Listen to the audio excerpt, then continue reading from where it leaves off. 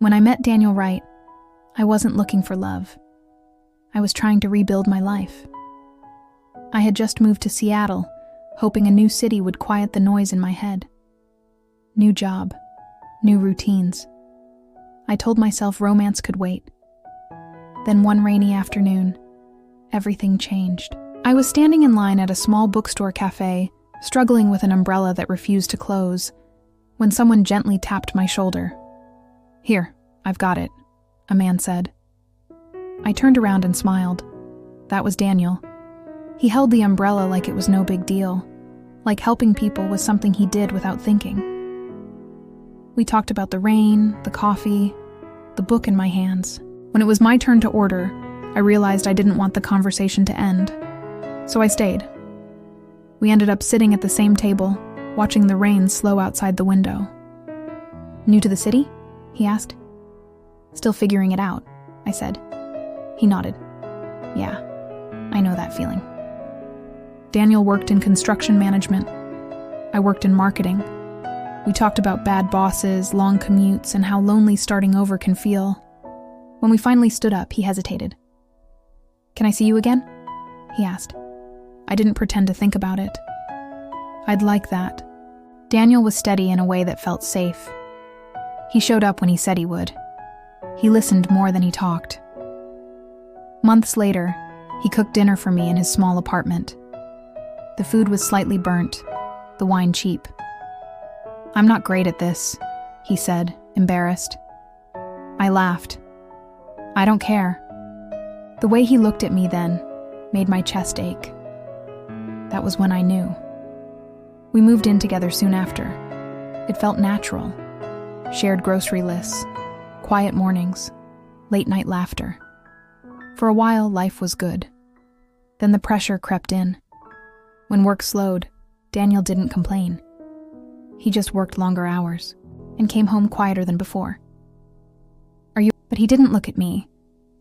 Around that time, my cousin, Maya, moved in with us while she finished nursing school.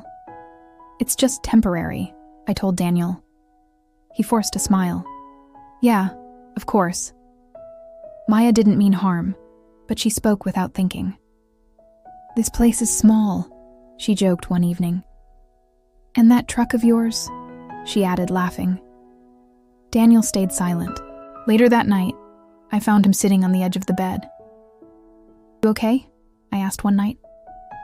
"I'm fine," he said. "You don't have to carry this. I don't want to be a problem," he replied quietly. That hurt more than he knew. Weeks passed. His silence grew heavier. Then one evening, I came home and found him sitting in the dark. "What happened?" I asked. He swallowed. "A project fell through." My heart sank. "I'll figure it out," he added quickly. I sat beside him. "We'll figure it out." But he had already pulled away. We shared the same bed, but our conversations became careful and short. One night, after another quiet dinner, I cried alone in the bedroom. I thought about leaving, not because I didn't love him, but because loving him was starting to hurt. When Daniel found me, I expected excuses. "It's alone," I said. Instead, he sank to the floor.